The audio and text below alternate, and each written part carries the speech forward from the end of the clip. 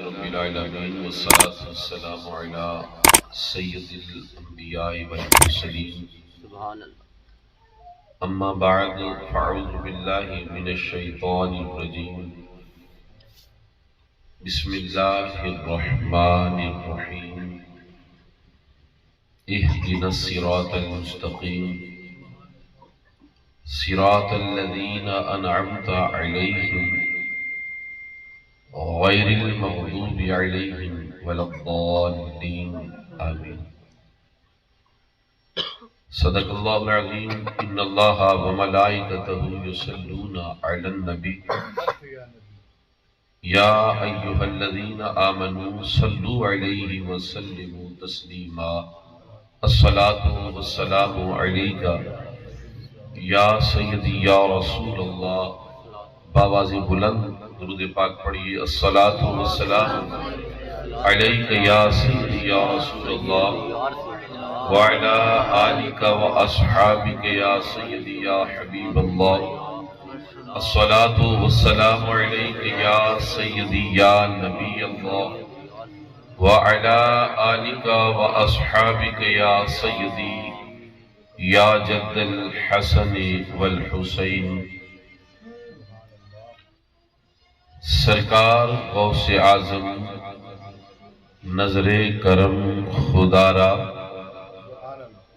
سرکار غوث اعظم نظر کرم خدا را، میرا خالی کا سب ہر دو میں فقیر ہوں تمہارا۔ سرکار غوث اعظم نظر کرم خدا را، میرا خالی کا سب ہر دو میں فقیر ہوں تمہارا۔ سب کا کوئی نہ کوئی دنیا میں آسرا ہے، اور میرا بجز تمہارے کوئی نہیں سہارا۔ جھولی کو میری بھر دو وگرنہ کہے گی دنیا، جھولی کو میری بھر دو وگرنہ کہے گی دنیا، کیسے سخی کا منگتا پھرتا ہے مارا مارا، کیسے سخی کا منگتا پھرتا ہے مارا مارا۔ سرکار غوث اعظم نظر کرم خدا را، خوش نصیب ہیں وہ لوگ جن پر حضور غوث پاک رضی اللہ تعالی عنہ کی نظر کرم ہے، جو ایسے عظیم لوگوں کی نظر میں آ جاتے ہیں یقیناً وہ اللہ کے قرب میں آ جاتے ہیں، کیونکہ ان نیک ہستیوں کا مقصد ہی یہ ہوتا ہے کہ مخلوق خدا کو خدا سے ملانا۔ سبحان اللہ۔ تو جو لوگ اپنے رب کے لیے اپنی زندگیوں کو وقف کرتے ہیں، جو لوگ اپنی زندگی کو اپنے خدا کے لیے وقف کر دیتے ہیں، پھر میرا خدا ان پر انعام و اکرام کی بارش کرتا ہے۔ سبحان اللہ۔ اور اللہ کے انعام جو اپنے بندوں پر ہوا کرتے ہیں، وہ کوئی یہ انعام نہیں جن کو ہم اپنے طور پر بڑی چیز سمجھتے ہیں۔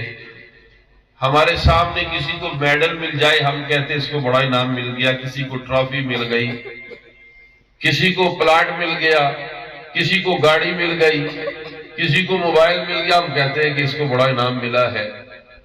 عزیزان گرامی، اس سے بھی آگے بڑھیے، اولاد بھی اللہ کا انعام ہے، مکان بھی اللہ کا انعام ہے، اور ذریعہ معاش میں اگر اچھا کاروبار مل گیا تو یہ بھی اللہ کا انعام ہے۔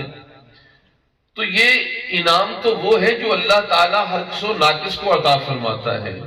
یہ اللہ کا کرم ہے جو ہر ایک پہ وہ جسے چاہتا ہے عطا فرما دیتا ہے۔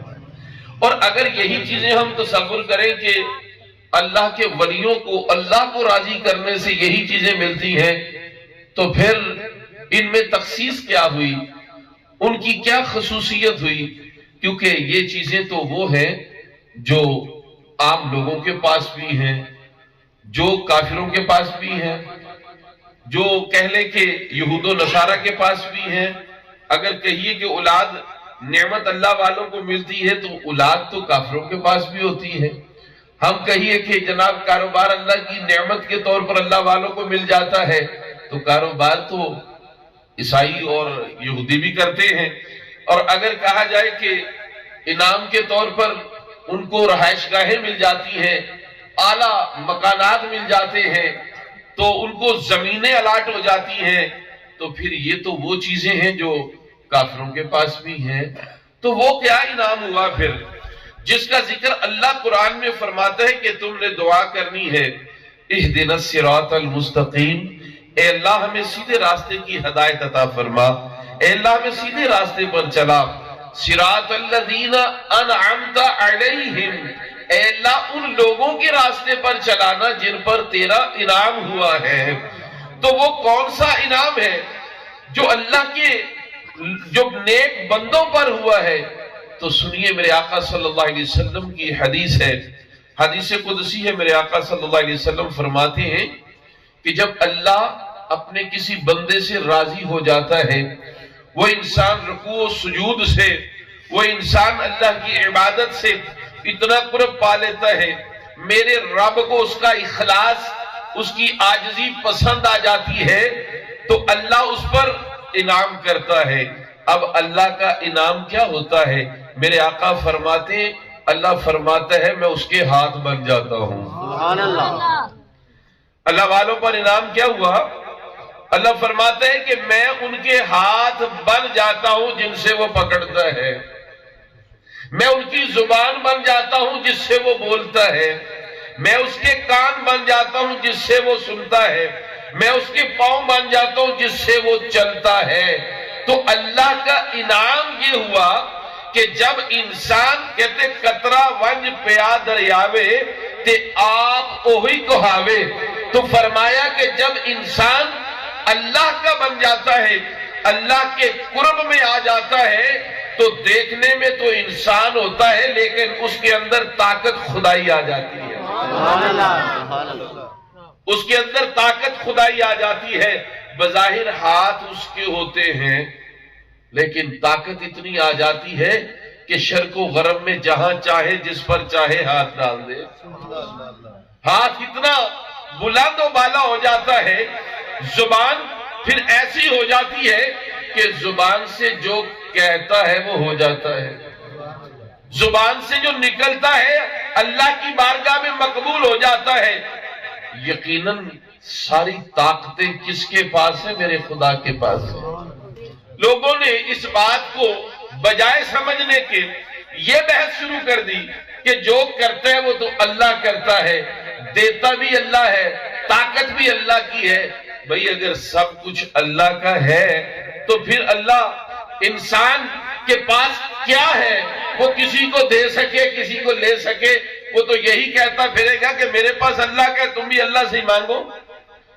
میں تو کسی کو کچھ دے نہیں سکتا ہوں، لیکن اللہ فرماتا ہے کہ تم دوسروں کے ساتھ تعاون کرو. اللہ فرماتے ہیں غریبوں کی مدد کرو. اللہ فرماتے ہیں اپنے بھائیوں کی مدد کرو. اللہ فرماتا ہے کہ تم میرے دیے میں سے میرے بندوں کو عطا کرو، میرے دیے میں سے عطا کرو. تو خالق حقیقی ان اللہ علی کل شیء قدیر ہے. میرا رب جسے جتنا چاہتا ہے نواز دیتا ہے. سبحان اللہ. وہ فرماتا ہے کہ پھر جس کا میں ہو جاتا ہوں اس کے لیے نہ تو دور و نزدیک کے فاصلے رہ جاتے ہیں، نہ اس کے لیے پھر کوئی طاقت کی اس کی انتہا رہ جاتی ہے. پھر وہ جو کہتا ہے ہو جاتا ہے. دریائے نیل خشک ہوا، لوگوں نے کہا کہ ایک جان جو ہے وہ نذرانے کے طور پر دی جائے گی تو یہ دریا چلے گا. دور کس کا ہے؟ خلافت ہے حضرت عمر فاروق رضی اللہ تعالی عنہ کی.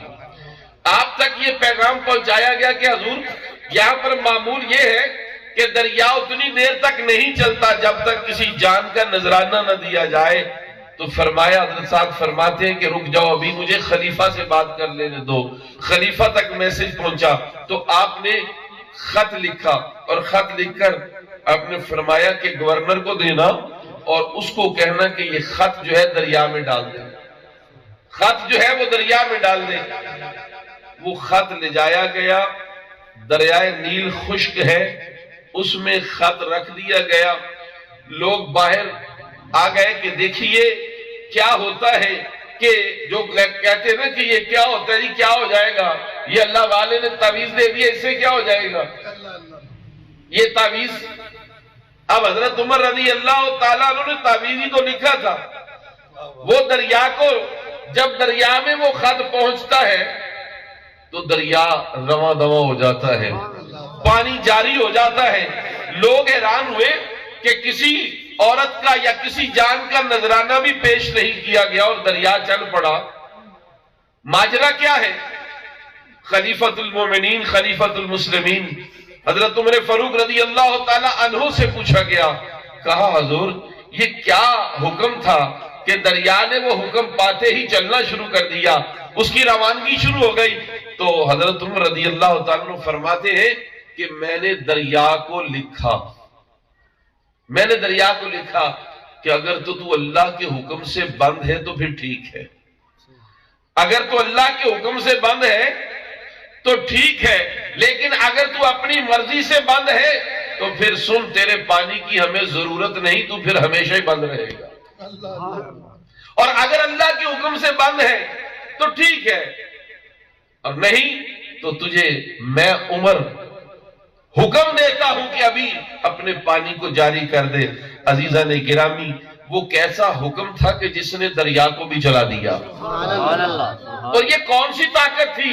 یہ وہی طاقت تھی، میرے آقا فرماتے ہیں، اللہ فرماتے ہیں میں ان کی زبان بن جاتا ہوں، میں ان کے ہاتھ بن جاتا ہوں، میں ان کی آنکھیں بن جاتا ہوں۔ حضرت عثمان غنی رضی اللہ تعالیٰ کا دور مبارک ہے، آپ تشریف فرمائے، ایک شخص چلتے ہوئے آپ کے پاس پہنچا، راستے میں آتے ہوئے اس شخص کی کسی عورت پر نظر پڑ گئی۔ اللہ تعالیٰ مجھے اور آپ سب کو محفوظ فرمائے۔ اللہ کے پیارے محبوب کی شریعت، آپ کی تعلیمات ان چیزوں سے منع فرماتی ہے، تو فرمایا اس کی نظر کسی عورت پر پڑ گئی۔ جب وہ حضرت عثمان غنی کی محفل میں پہنچتا ہے تو حضرت عثمان غنی رضی اللہ تعالیٰ دوران گفتگو فرماتے ہیں، دوران گفتگو فرماتے ہیں کہ ہمارے پاس ایسے لوگ بھی آتے ہیں جو آنکھوں کا زنا کرتے ہیں، ایسے لوگ آتے ہیں جو آنکھوں کا زنا بھی کرتے ہیں۔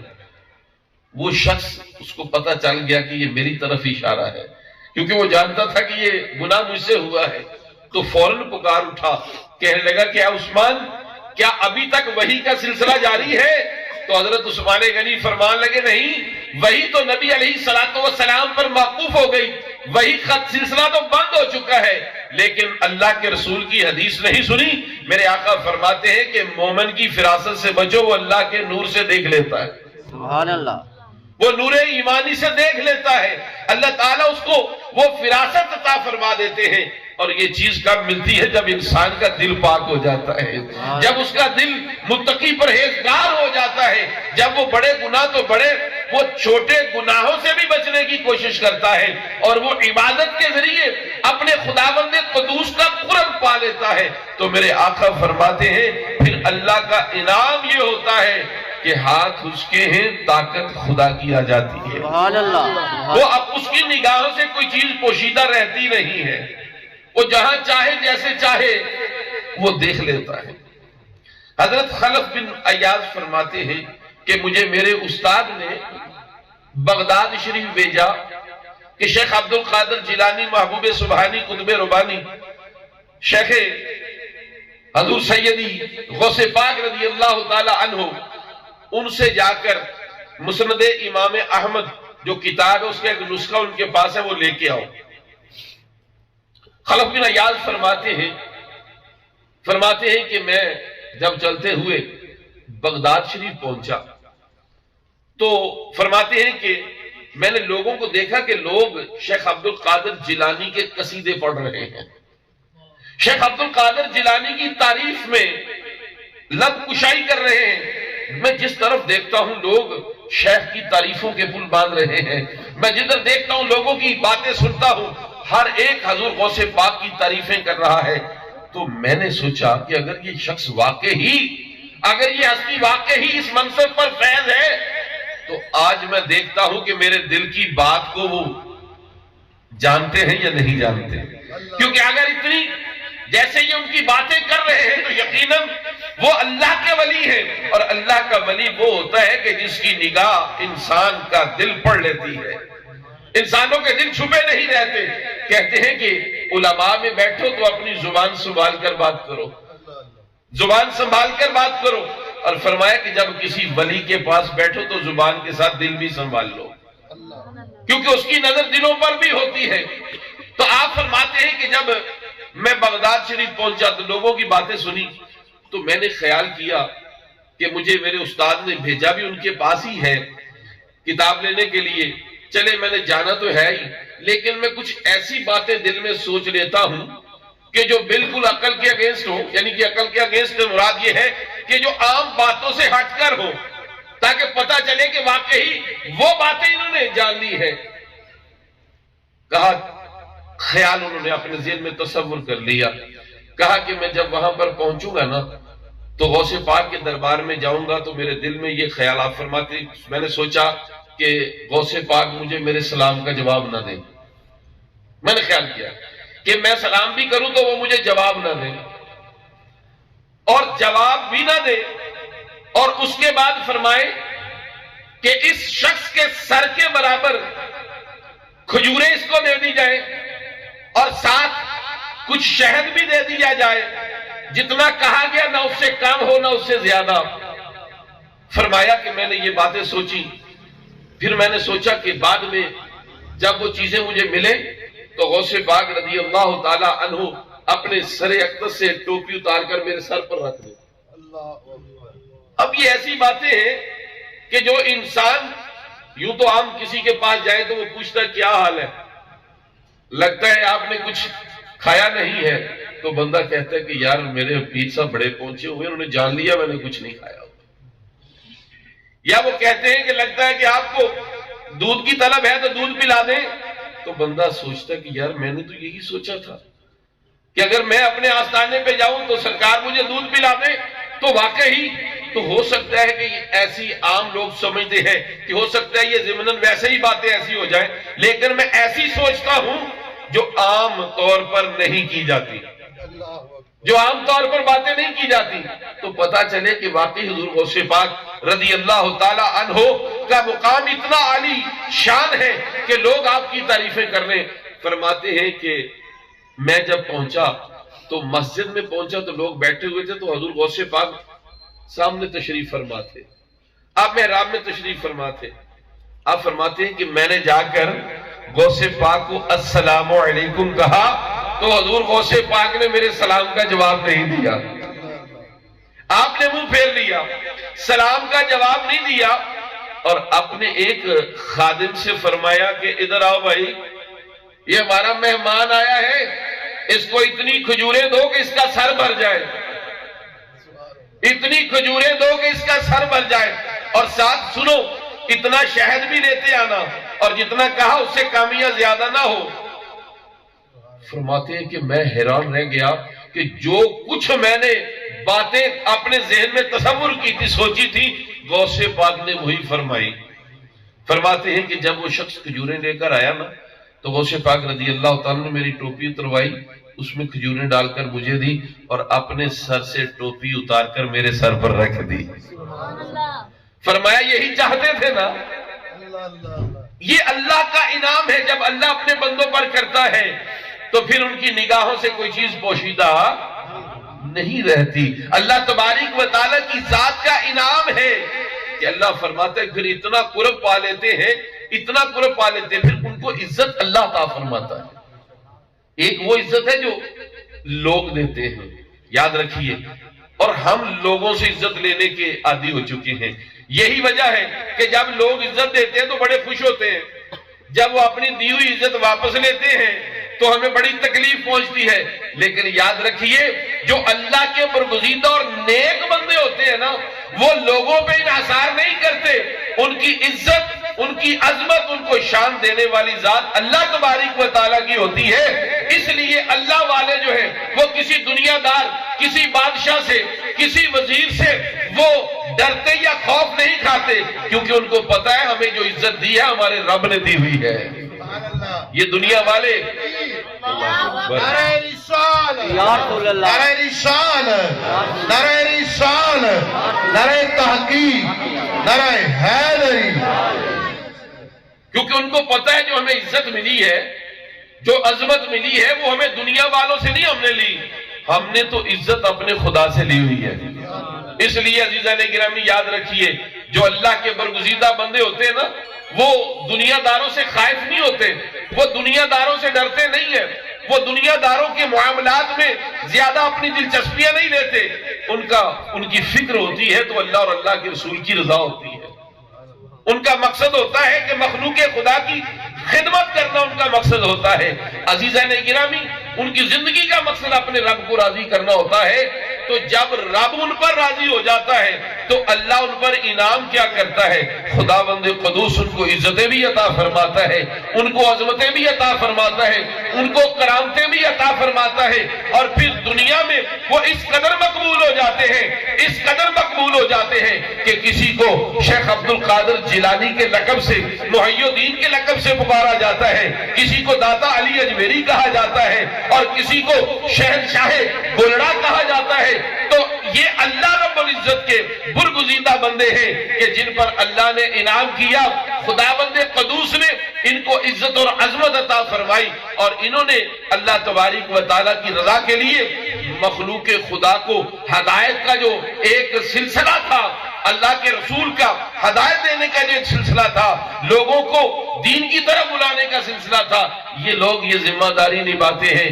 اللہ تبارک و تعالیٰ کے محبوب فرماتے ہیں کہ جب تم اللہ کے کاموں میں لگ جاتے ہو تو اللہ تمہارے کاموں میں لگ جاتا ہے۔ سبحان اللہ، سبحان اللہ۔ جب تم اللہ کے کاموں میں لگ جاتے ہو تو اللہ تمہارے کاموں میں لگ جاتا ہے۔ عزیزان گرامی، یہی فرق ہے ہم میں اور اللہ والوں میں۔ اللہ والوں کو دیکھیے تو وہ اللہ کے کاموں میں لگے ہوئے ہیں، اور ہمارا جینا مرنا دنیا کے لیے ہے، ہمارا اٹھنا بیٹھنا دنیا کے لیے ہے، ہمارا ہر کام جو ہے وہ دنیا داری کے لیے، دنیا داری کی غرض سے ہے۔ ہم مسجد میں جاتے ہیں، نماز پڑھتے ہیں تو ایک فرض سمجھ کر نماز ادا کر کے آ جاتے ہیں، لیکن اللہ کے نیک بندے جو ہیں وہ فرض ہی نہیں سمجھتے، بلکہ وہ شوق کی نماز پڑھتے ہیں، وہ شوق کی نماز پڑھتے ہیں۔ تو پھر عام انسان ان لوگوں کے لیول پہ کیسے جا سکتا ہے؟ پھر کوئی کیسے دعویٰ کر سکتا ہے کہ جناب ولیوں کے پاس کچھ بھی نہیں ہوتا؟ وہ کیسے دعویٰ کر سکتا ہے کہ یہ ولی کچھ دیتے نہیں ہیں؟ وہ کیسے دعویٰ کر سکتا ہے کہ وہ ہمارے دلوں کی بات کو جانتے نہیں ہیں؟ وہ کیسے دعویٰ کر سکتا ہے کہ میں بھی ویسا ہی ہوں، یہ بھی ویسے ہی ہے؟ ارے نہیں، یاد رکھو، اللہ کا قرآن پڑھ کر دیکھو اللہ تبارک و تعالیٰ کس طرح درجے اور رتبے عطا فرماتے ہیں کہ جب عام انسان کی بات ہوتی ہے میرا خدا فرماتا ہے یا ایھا الناس، اے لوگو، اور جب لوگوں میں سے لوگ اللہ کے محبوب کی جو غلامی ہے اس کا پٹا اپنے گلے میں ڈال لیتے ہیں اور کلمہ محبوب پڑھ لیتے ہیں، لا الہ الا اللہ محمد الرسول اللہ کہتے ہیں، تو میرا خدا پھر ان کو یا ایھا الناس کہہ کر مخاطب نہیں کرتا۔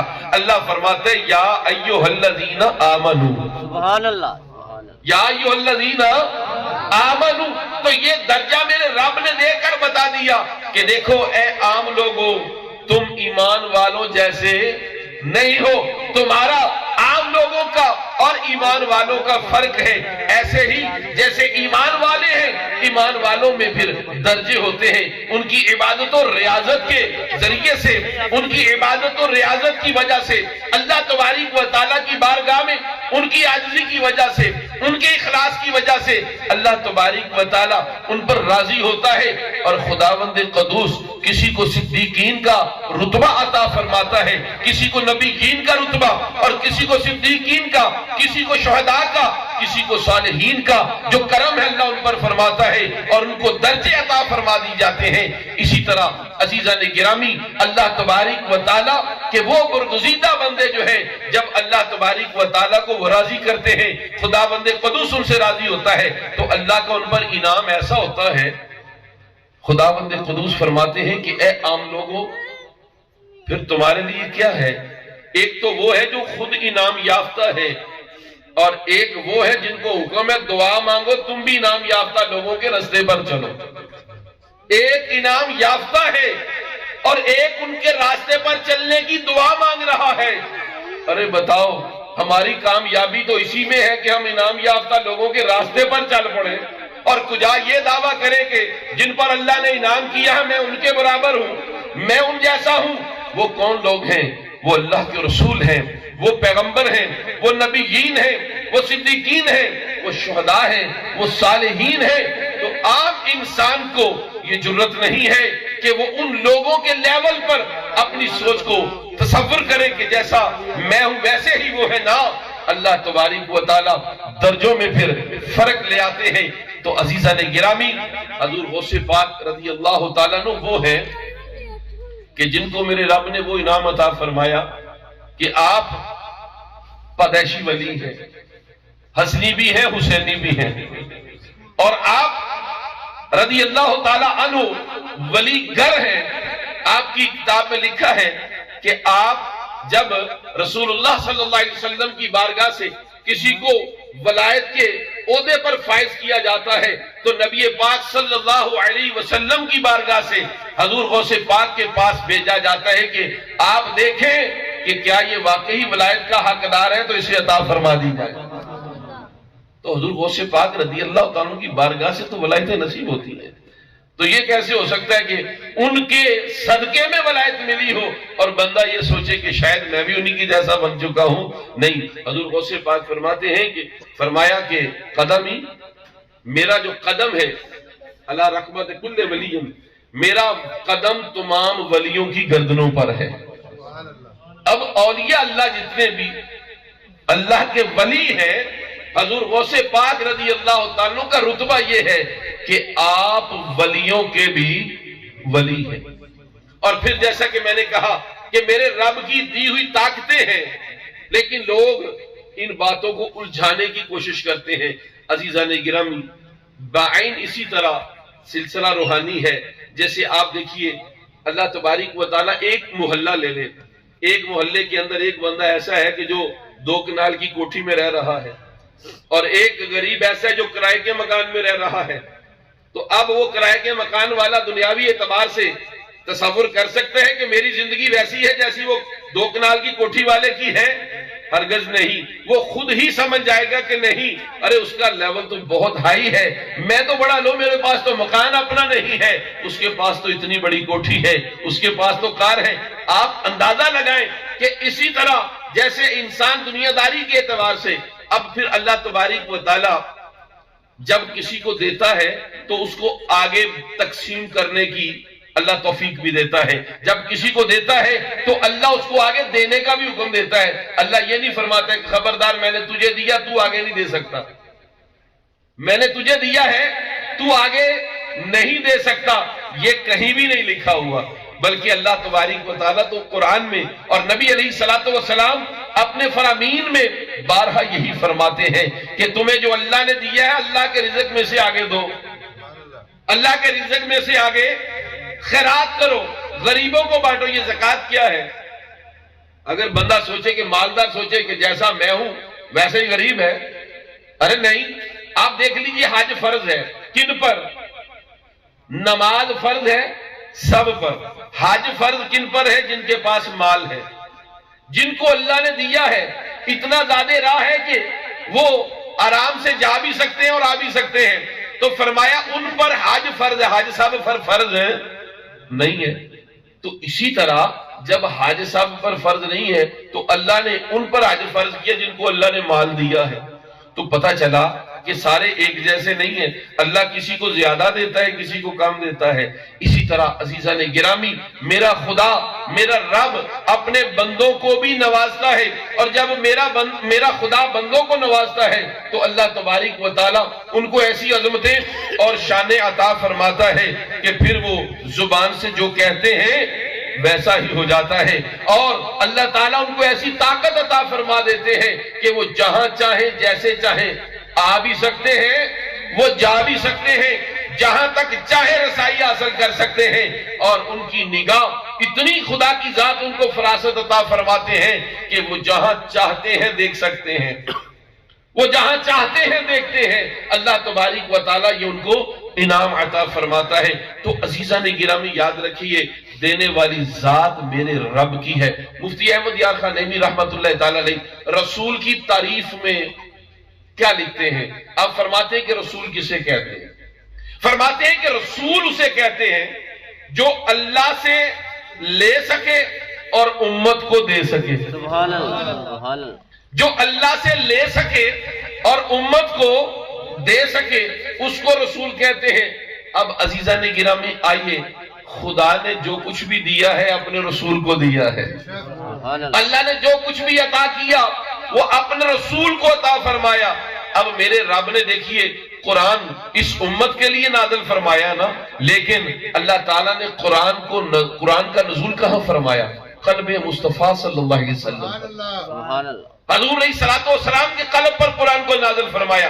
ارے نماز تو ہمارے لیے دی تھی، تو اللہ تبارک و تعالیٰ اعلان فرما دیتے کہ اے لوگو تم پر نماز میں نے فرض کر دی ہے، درمیان میں تمہیں وسیلے کی ضرورت نہیں ہے۔ نہیں، میرے رب نے فرمایا محبوب میں تجھے نماز دیتا ہوں، تم آگے جا کر اپنی امت کو بتاؤ، تاکہ اللہ دکھانا چاہتا ہے اے کائنات والو مت خیال کرنا کہ رسول کو چھوڑ کر تم اللہ سے مل سکتے ہو، رسول کو چھوڑ کر تم اللہ سے کچھ لے سکتے ہو۔ فرمایا نانا، جب قرآن تمہیں رسول کے وسیلہ سے مل رہا ہے، نماز تمہیں رسول کے وسیلہ سے دی جا رہی ہے، تمہیں دیگر جو تعلیمات ہیں وہ رسول کے وسیلہ سے دی جا رہی ہیں، تو مت خیال کرنا ہمیں رسول کی حاجت نہیں ہے۔ فرمایا اے کائنات والو سنو، تمہیں ہر وقت رسول کی حاجت ہے، اس لیے اللہ تبارک و تعالیٰ نے اپنے رسول کا دروازہ دکھایا۔ کائنات والو وما ارسلناک الا رحمت للعالمین، بنا کر میں بھیجا ہے، آؤ میرے محبوب کی بارگاہ سے جتنی رحمتیں لوٹنی ہے لوٹ لو۔ سبحان اللہ۔ نعرہ رسالت، نعرہ رسالت، نعرہ تحقیق، نعرہ حیدری، نعرہ غوثیہ، نعرہ غوثیہ۔ تو عزیزان گرامی، میرے آقا علیہ الصلوۃ والسلام فرماتے ہیں نمائنا قاسم اللہ یعطی، میرا رب مجھے عطا کرتا ہے، میں آگے تقسیم کرتا ہوں۔ تو یہ کوئی ایسی کہہ لیں کوئی شرک والی بات نہیں ہے۔ عموماً لوگ کہتے ہیں کہ آپ یا غوث اعظم پکارتے ہیں، یا علی مدد کہتے ہیں، یا رسول اللہ کہتے ہیں، تو یہ وہ شرک میں داخل کرتے ہیں۔ عزیزان گرامی، شرک اس وقت ہوتا ہے کہ جب کسی کو اللہ کے برابر سمجھا جائے، شراکت پھر ہی ہوتی ہے۔ اور یہاں پر بھی مفتی صاحب کیا عظیم نکتہ ارشاد فرماتے ہیں۔ آپ فرماتے ہیں تم کہتے ہو کہ ہم اللہ کے رسول کو اللہ کا شریک بناتے ہیں، آپ فرماتے ہیں ہوش کرو، تم یہ کہہ کر رسول اللہ کا مقام گٹانے کی کوشش کر رہے ہو۔ فرماتے ہیں جو شریک ہوتا ہے وہ آدھے میں ہوتا ہے، جو شریک ہوتا ہے وہ آدھے میں ہوتا ہے، اور ہمارے مصطفیٰ تو وہ ہیں جن کے قبضے میں اللہ نے پوری کائنات دے رکھی ہے۔ ہمارا نبی شریک نہیں ہے، وہ تو اللہ کا حبیب ہے۔ جو حبیب ہے اس کو ساری عظمتیں اللہ نے دی ہیں، اور تم شریک کہہ کر نبی کا رتبہ جو ہے اس کو کم کرنے کی کوشش کرتے ہو۔ نہ، اللہ کا شریک نہیں ہے۔ اچھا، اگر رسول کو ہم یا رسول کہتے ہیں تو رسول ہیں تو یا رسول کہتے ہیں نا، تو اس میں شرک کیسے؟ غوث پاک کو یا غوث پاک کہتے ہیں، یا نبی تو نہیں کہتے نا غوث پاک۔ ولی کو یا ولی اللہ ہی کہتے ہیں، کیا اللہ کے ولی تو وہ اللہ کے ولی ہیں اور کیا ہیں، نبی تو ہے نہیں۔ کوئی ولی لاکھ کوشش کر لے، لاکھ عبادت کر لے، غوث اعظم رضی اللہ تعالیٰ کا بڑا مقام ہے، بڑی عظمت ہے، لیکن یاد رکھیے ہمارا یہ عقیدہ ہے کہ غوث پاک رضی اللہ تعالیٰ ساری عظمتوں کے باوجود، اتنی شانوں کے باوجود، آپ کسی صحابی کے قدموں کی خاک کا بھی مقابلہ نہیں کر سکتے۔ کسی صحابی کے قدموں کی خاک کا مقابلہ نہیں کر سکتے، کیونکہ جو مقام صحابی کا ہے وہ کسی اور کا نہیں ہے۔ جو مقام کسی صحابی کا ہے وہ کسی اور کا نہیں ہے۔ اور پھر صحابہ میں بھی اللہ تبارک و تعالیٰ کے محبوب نے نوازا ہے۔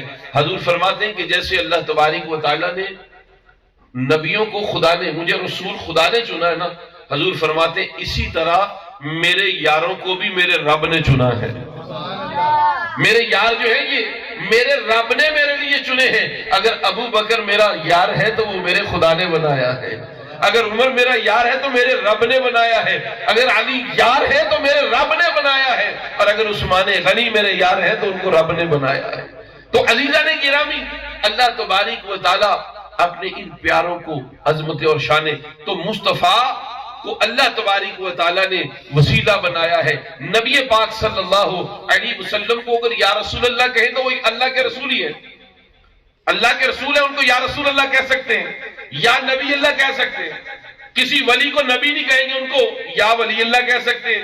حضور غوث پاک رضی اللہ تعالیٰ کو نبی نہیں کہہ سکتے، یا غوث اعظم دستگیر کہہ سکتے ہیں، تو حضرت علی کو یا علی مدد کہہ سکتے ہیں۔ تو عزیزان گرامی، شرک تو تب ہو اگر ہم کسی دوسرے کو اللہ کے برابر کریں، اگر کسی دوسرے کو اللہ کے برابر سمجھا جائے۔ ارے میرے آقا علیہ الصلوۃ والسلام کو جتنی عظمتیں ملی ہیں میرے خدا نے عطا فرمائی ہے، لیکن یاد رکھیے اتنی عظمتیں پانے کے باوجود، اتنی شان اور رفتیں حاصل کرنے کے باوجود میرا نبی رب کا محتاج ہے، میرا نبی رب کا محتاج ہے۔ تو جو محتاج ہوتا ہے وہ رب کی برابری کر سکتا نہیں ہے۔ تو نبی پاک صلی اللہ علیہ وسلم کے پاس عظمتیں اور شانیں ہیں، لیکن یاد رکھیے یہ اللہ کے رسول تو ہے، یہ اللہ کے حبیب تو ہے، یہ اللہ کے بھیجے ہوئے رحمت للعالمین تو ہے، لیکن نبی پاک صلی اللہ علیہ وسلم کو خدا نہیں کہا جا سکتا۔ تو شرک کیا ہوتا ہے؟ شرک ہوتا ہے کسی کو صفات میں اللہ جیسا سمجھنا، کسی کو ذات میں اللہ جیسا سمجھ لینا۔ تو الحمدللہ اولیاء کو ماننے والے وہ شرک سے بچ جاتے ہیں، اللہ کے ولیوں کو ماننے والے جو ہیں وہ شرک سے بچ جاتے ہیں، کیونکہ وہ اللہ کے ولی کو یہ سمجھتے ہیں کہ اللہ تبارک و تعالیٰ نے اپنے اس پیارے بندے کو اپنا ولی بنا لیا ہے، اللہ نے ان کو اپنا قرب عطا فرمایا ہے۔ کیوں عطا فرمایا؟ یہ متقی اور پرہیزگار ہیں۔ تو یہ تصور کر کے اور ان کو جو عزت دی جاتی ہے وہ اللہ عطا فرماتا ہے۔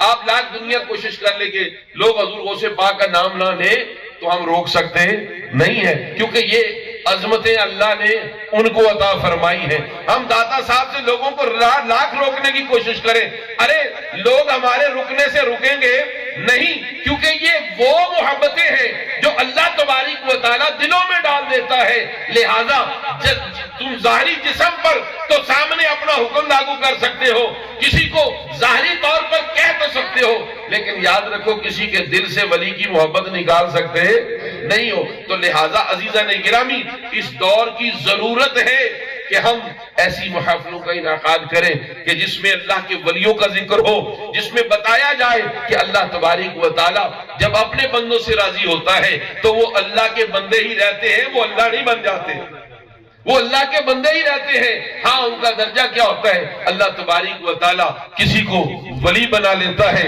خدا کسی کو قطب بنا دیتا ہے، میرا رب کسی کو ابدال کے منصب پر فائز کرتا ہے، کسی کو میرا رب غوث بنا دیتا ہے۔ تو یہ میرے رب کی عطا ہے، میرا رب جسے جتنا چاہتا ہے عطا کرتا ہے۔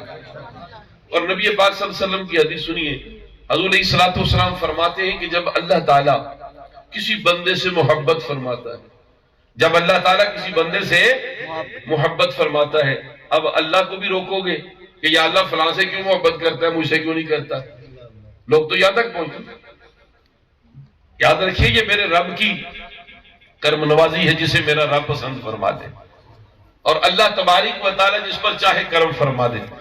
اور خداوند قدوس جب کرم کرتا ہے، عظمت عطا فرماتا ہے، تو اللہ تبارک و تعالیٰ کے پیارے محبوب فرماتے ہیں، اللہ تعالیٰ جبریل سے فرماتا ہے، جبریل جی رب جلیل، اللہ فرماتے ہیں کہ میں فلاں بندے سے محبت کرتا ہوں، تم بھی اس سے محبت کرو۔ اب اللہ جبریل کو حکم دے رہا ہے کہ میں اس بندے سے محبت کرتا ہوں، دنیا میں فلاں بندہ جو ہے وہ میرا پسندیدہ بندہ بن گیا ہے، میں اس سے محبت کرتا ہوں، تم بھی اس سے محبت کرو. ملائکہ میں اعلان کر دو کہ اللہ بھی اس سے محبت کرتا ہے, جبریل بھی اس سے محبت کرتا ہے, اے ملائکہ تم بھی اس سے محبت کرو. پھر اللہ فرماتا ہے کہ اے جبریل, میں مخلوق خدا کے لوگوں کے دلوں میں یہ بات ڈال دیتا ہوں کہ اے بندو, یہ میرا بندہ, میرا پسندیدہ بندہ ہے, یہ میرا صالح بندہ ہے, میں بھی اس سے پیار کرتا ہوں, تم بھی اس سے محبت کیا کرو. سبحان اللہ. اب سمجھ میں آئی غوث پاک سے لوگ پیار کیوں کرتے ہیں؟ کیونکہ ان سے اللہ نے پیار کیا ہے. داتا صاحب سے ہم محبت کیوں کرتے ہیں؟ کیونکہ اللہ ان سے محبت کرتا ہے. اچھا آپ داتا صاحب تشریف لے جائیں, وہاں پر جا کر اتنی مخلوق ہے, آپ کسی سے پوچھ لیں آپ کا داتا صاحب سے کوئی رشتہ داری ہے, کیا رشتہ داری ہے؟ تو جتنی بھی مخلوق خدا وہاں پر ہے اس کا ایک ہی تعلق ہے, ایک ہی رشتہ ہے, وہ روحانی رشتہ ہے کہ وہ سب کے روحانی داتا ہے, وہ سب کو عطا فرمانے والے ہیں, وہ سب پر کرم فرمانے والے ہیں کہ ان کے قرب میں جا کر. اور دیکھیے مزے کی بات دیکھیے, اللہ کا ولی ہوتا ہی وہ ہے کہ بندہ جس کے قرب میں جائے تو بندے کو دین آنا شروع ہو جائے, بندے کو دین کی سمجھ لگنی شروع ہو جائے, بندے کو قرآن کی محبت نصیب ہو جائے, بندہ نوافل میں کثرت کرنی شروع ہو جائے. یہی اللہ والوں کی پہچان میرے آقا نے بیان فرمائی ہے کہ عرض کیا گیا یا رسول اللہ, یہ اللہ والوں کی پہچان کیا ہے؟ فرمایا کہ جن کو دیکھنے سے اللہ یاد آ جاتا ہے. اچھا میں نے دیکھا کہ داتا صاحب رحمت اللہ تعالی کے مزار اقدس پر ایسے لوگ بھی جاتے ہیں جنہوں نے کبھی نماز نہیں پڑھی, لیکن جب وہاں پر جاتے ہیں تو کبھی وہ کلمے کا ذکر کر رہے ہوتے ہیں, کبھی وہ سبحان اللہ کی صدائے بلند کر رہے ہوتے ہیں, کبھی وہ بیٹھے وضو کر رہے ہوتے ہیں جنہوں نے کبھی نماز بھی نہیں پڑھی. تو پتہ چلا اللہ والے کا قرب جو ہے وہ انسان کو اللہ کے قریب کر دیتا ہے. پھر بندے کا دل کرتا ہے وہ نماز پڑھے, پھر بندے کا دل کرتا ہے وہ قرآن سے محبت کرے, پھر بندے کا دل کرتا ہے وہ نوافل کی کثرت کرے, پھر بندے کا دل کرتا ہے وہ رات کو اٹھ کر تہجد بھی پڑھے. کیوں؟ یک زمانہ صحبت با اولیاء بہتر از 100 سالہ قاعد بیریا. اور یہ ایک اٹل حقیقت ہے کہ اے اللہ کے بندو, جب تم اللہ والوں کے قرب میں جاتے ہو تو جو رحمت اللہ کی ان پر نازل ہو رہی ہوتی ہے, جو رحمت اللہ کی ان پر نشاور ہو رہی ہوتی ہے, ان سے اللہ تبارک و تعالی ان کے صدقہ میں, ان کے وسیلہ سے خداوند قدوس تجھ پر بھی مہربان ہو جاتا ہے. اللہ تبارک و تعالی تم پر بھی اپنی مہربانی کر دیتا ہے. اور میرے آقا کی حدیث اس بات کو واضح کرتی ہے. نبی پاک صلی اللہ علیہ وسلم اپنے غلاموں سے فرماتے ہیں, اے میرے صحابہ, جب تم کہہ لو کہ جنت کی کیاریوں میں سے گزرا کرو تو وہاں سے جنت کے میوے کھا لیا کرو. یا رسول اللہ صلی اللہ علیہ وسلم, یہ جنت کی کیاریاں کیا ہیں؟ فرمایا اللہ کے ذکر کی محافل جو ہوتی ہیں وہ جنت کی کیاریاں ہیں, اور ان میں بیٹھ کر جو انسان کو ذکر کرنا نصیب ہوتا ہے وہ جنت کے میوے ہوتے ہیں. اور پھر حضور فرماتے ہیں کہ جہاں پر ایسی محافلیں ہوتی ہیں کہ جہاں پر ذکر اللہ ہوتا ہے, ذکر مصطفیٰ ہوتا ہے, اللہ کے پیاروں کے تذکرے ہوتے ہیں, وہ اتنی پاک محافلیں ہوتی ہیں کہ اللہ کے فرشتے ان کو آگے ڈانپ لیتے ہیں. اللہ کے فرشتے اپنی رحمت کے پروں سے ان کو ڈانپ لیتے ہیں. جب محفل ختم ہوتی ہے وہ ملائکہ اللہ کی بارگاہ میں حاضر ہوتے ہیں اور اللہ کے حضور جاتے ہیں. اللہ تعالیٰ ان سے پوچھتا ہے, حالانکہ وہ سب کچھ جانتا ہے, اللہ تعالیٰ کو سب معلوم ہے, لیکن رب ان سے فرشتوں سے پوچھتا ہے, اے فرشتوں کہاں سے آئے ہو؟ وہ فرشتے عرض کرتے ہیں کہ مالک ہم فلاں علاقے میں گئے تھے تو لوگ وہاں پر تیرا ذکر کر رہے تھے. اللہ پوچھتا کہ جب وہاں پر گئے تو کیا ہو رہا تھا؟ وہ ساری تفصیل ان کو بیان کرتے ہیں. کیا مانگ رہے تھے؟ وہ جنت مانگ رہے تھے, جنت دیکھی ہے نہیں دیکھی, جہنم کیا اور کیا کر رہے تھے, جہنم سے پناہ مانگ لیتے ہیں, مانگ رہے تھے جنم دیکھی نہیں دیکھی. تو یہ ساری تفصیل بیان کرتے ہیں. تو اللہ تبارک و تعالیٰ فرماتے ہیں, اے فرشتوں گواہ ہو جاؤ, میں نے وہ سب محفل والوں کو بخش دیا. سبحان اللہ. میں نے سب کو بخش دیا ہے. تو فرشتہ کہتا ہے, یا پروردگار, اے پروردگار سب کو بخش دیا؟ فرمایا ہاں سب کو بخش دیا. یا اللہ وہاں پر اس محفل میں ایک بندہ محفل سننے کی غرض سے نہیں آیا تھا, محفل سننے کی غرض سے نہیں آیا تھا, وہ تو آیا تھا دوسرے کو بلانے کے لیے. تو اس نے کہا 2 منٹ ذرا میں محفل سے فارغ ہو کر آتا ہوں. تو وہ اس کا انتظار کرنے کے لیے بیٹھ گیا محفل کے لیے, تو آیا ہی نہیں. یا اللہ اسے بھی بخش دیا؟ فرمایا ہاں اسے بھی بخش دیا, اسے بھی بخش دیا. کیوں؟ فرمایا یہ میرے پیارے بندے ہوتے ہی ایسے جو ان کے قرب میں آ جاتا ہے وہ محروم رہتا ہی نہیں ہے, وہ محروم رہتا ہی نہیں ہے. تو عزیزان گرامی، جب اتنی کرم نوازیاں اللہ کے پیاروں کے صدقے میں ہمیں ملیں تو ہم کتنے بخیل ہیں کہ ہم ان ہستیوں کا ذکر ہی نہ کریں، ہم ان ہستیوں کا ذکر ہی نہ کریں، حالانکہ ان کا ذکر کرنے سے خدا کی رحمتوں کا نزول ہوتا ہے۔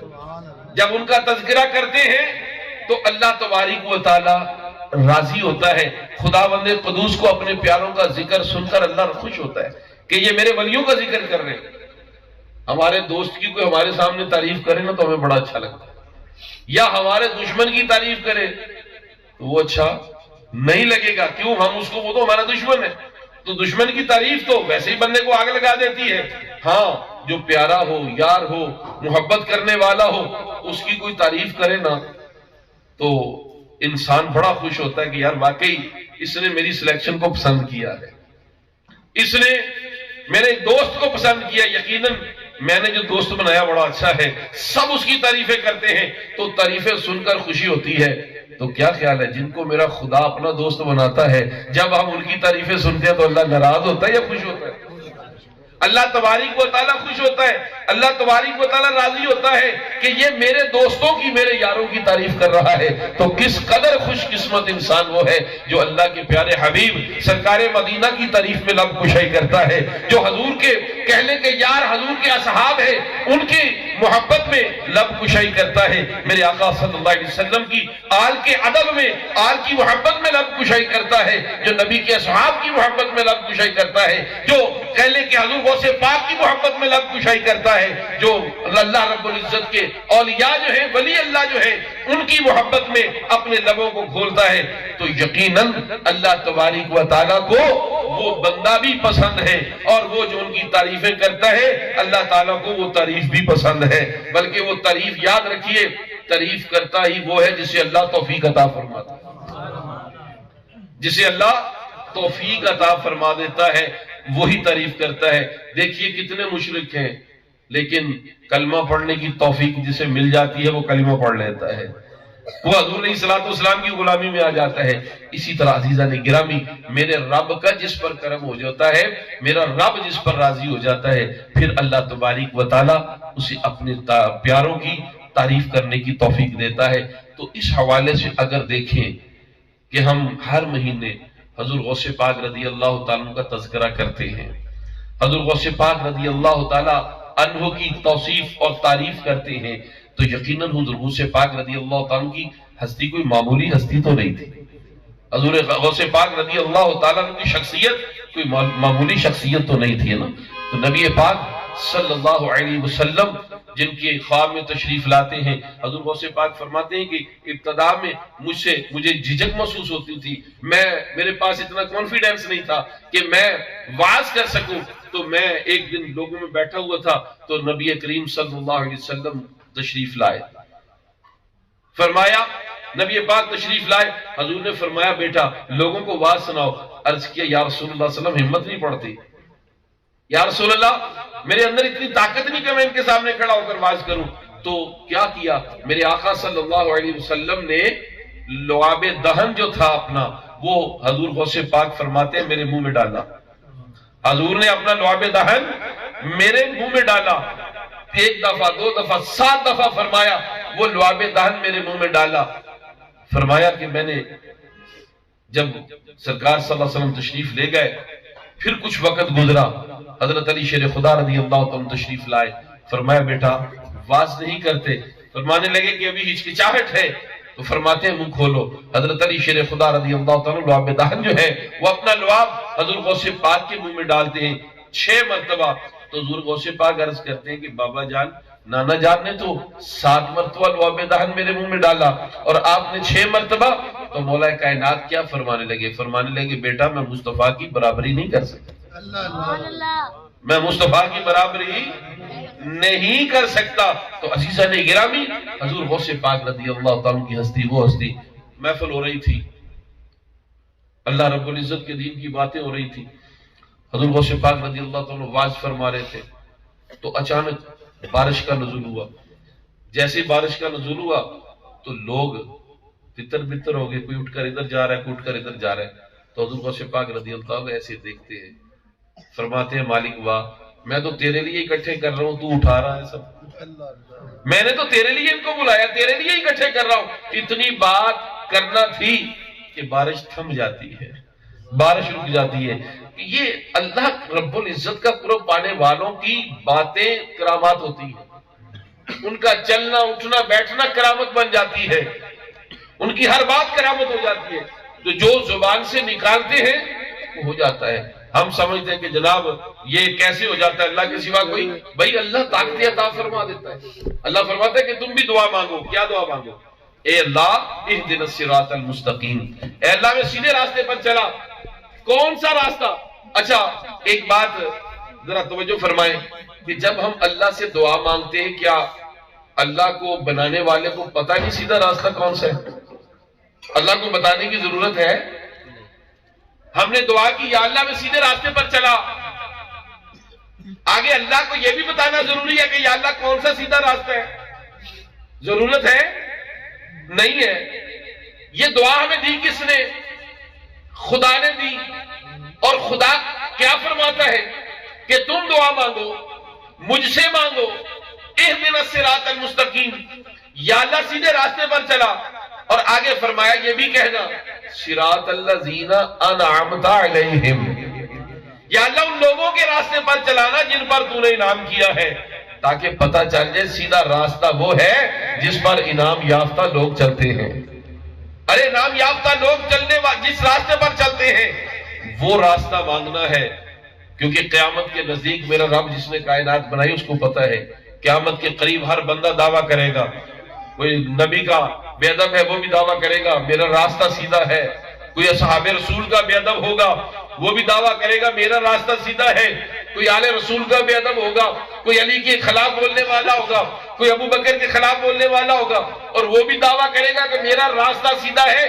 فرمایا یہ نہیں ہو سکتا کہ وہ آل رسول کا بھی ماننے والا ہو، وہ اصحاب رسول کا بھی ماننے والا ہو، یا صحاب رسول کا انکار کرے اور یہ کہے میں سیدھے راستے پر ہوں۔ فرمایا نہیں، اصحاب تو وہ ہیں جن پر خدا نے انعام کیا، ان کو قرب مصطفیٰ عطا فرما دیا۔ سبحان اللہ، سبحان اللہ۔ ان پر انعام کیا اللہ نے، ان کو قرب مصطفیٰ مل گیا، اور علی وہ ہے جن کو نبی پاک صلی اللہ علیہ وسلم کا قرب ملا۔ تو اللہ تبارک و تعالیٰ بتانا یہ چاہتے ہیں کہ دیکھیے کہ کوئی بندہ دعویٰ کرے میرا راستہ سیدھا ہے تو اس کو چیک کرو کیا کہ اس کے دل میں علی کی محبت ہے، اس کے دل میں ابو بکر کی محبت ہے، اس کے دل میں اولیاء کا احترام، اولیاء کی محبت ہے، ازواج رسول کا ادب کرنے والا ہے، اہل بیت کا ادب کرنے والا ہے۔ اگر اس پیمانے پر اترتا ہے تو پھر سمجھ لیجئے کہ یہ انعام یافتہ لوگوں کے نقشے قدم پر چلنے والا ہے۔ اگر ان میں سے کسی ایک صحابی کا بھی منکر ہوا یا اللہ کے ولیوں کا منکر ہوا، کیونکہ اللہ کے ولی کے منکر کے لیے کون سی کوئی چھوٹی سی وعید ہے۔ اللہ تبارک و تعالیٰ فرماتا ہے کہ جو من عاد لی ولیا فقد عزمتہ بالحرب، سنو اے میرے ولیوں کے خلاف بولنے والوں، جس نے میرے ولی کی بے ادبی کی، جس نے میرے ولی کی مخالفت کی، اللہ فرماتا ہے کہ میں خدا سے اعلان جنگ کرتا ہوں۔ اللہ سے جنگ کرنے کے لیے وہ تیار ہو جائے۔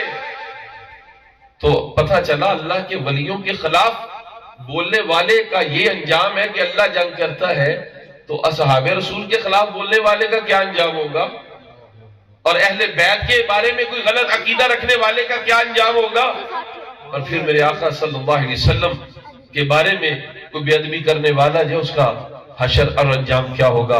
تو اللہ تبارک و تعالیٰ سے دعا کیا کریں کہ اے اللہ اہدنا الصراط المستقیم صراط الذین انعمت علیہم غیر المغضوب علیہم ولا الضالین۔ اے اللہ، دیکھیں نا ڈاکٹر جب میڈیسن دیتا ہے نا، دوائی دینے کے ساتھ وہ پرہیز بھی بتاتا ہے، یہ دوائی کھانی ہے، اس چیز سے بچنا ہے، شوگر ہے تو چینی سے بچنا ہے، بلڈ پریشر ہے تو انڈا نہیں کھانا، گوشت نہیں کھانا، اور اس قسم کی کوئی تلی ہوئی چیزیں نہیں کھانی، تو وہ ساتھ پرہیز بھی بتایا جاتا ہے۔ تو اب اللہ تبارک و تعالیٰ، یہ بات بھی قرآن سے اخذ ہوتی ہے، اللہ تبارک و تعالیٰ نے فرمایا کہ تم نے دعا کیا مانگنی ہے، جو تمہارے لیے دعا تجویز کی گئی ہے وہ کیا ہے، اہدنا الصراط المستقیم صراط الذین انعمت علیہم، انعام یافتہ لوگوں کے راستے پر چلنا ہے، لیکن یہ نہیں ہے کہ صرف انعام یافتہ لوگوں کے راستے پر چلتے رہو، جی ہم سب ٹھیک ہے، سچے ہیں، ہر ایک کے ساتھ چلتے رہو۔ فرمایا نہ پرہیز بھی کرنا ہے۔ فرمایا غضب، جن لوگوں پر اللہ کا غضب ہے ان سے بچنا ہے، جو گمراہ ہے ان سے بچنا ہے۔ یہ کیا ہوا کہ رسول اللہ صلی اللہ علیہ وسلم پر جان قربان کرنے والے، حضور کی غلامی کا نعرہ لگانے والے بھی ہو، وہ اصحاب رسول کے بے ادب کے ساتھ چلنے والے بھی ہو، یہ نہیں ہو سکتا۔ وہ اہل بیت پاک کے منکر کے ساتھ چلنے والے بھی ہو، یہ نہیں ہو سکتا۔ اس لیے عزیزان گرامی، جہاں پر انعام یافتہ لوگوں کی محبت دل میں بسانی ہے، وہاں پر وہ لوگ جن پر اللہ ناراض ہوتا ہے، وہ لوگ جو گمراہ ہیں، ان لوگوں کے راستے سے بچنا یہ بھی ضروری ہے۔ اگر ہم راستے پر تو چلتے رہے لیکن ساتھ گمراہ لوگوں کے یاریاں بھی لگائی، گمراہ لوگوں کے ساتھ کہنے کہ ہر طرح کا معاملہ بھی کیا، تو پھر اس کا مطلب یہ ہے کہ خواطر خواہ سیدھے راستے پر نہیں رہیں گے، کہیں سے بھی ہمارا راستہ جو ہے وہ خراب ہو سکتا ہے۔ تو انعام یافتہ لوگوں کے راستے پر چلنے کی دعا کرنی ہے اور گمراہ لوگوں کے راستے سے بچنے کی کوشش کرنی ہے۔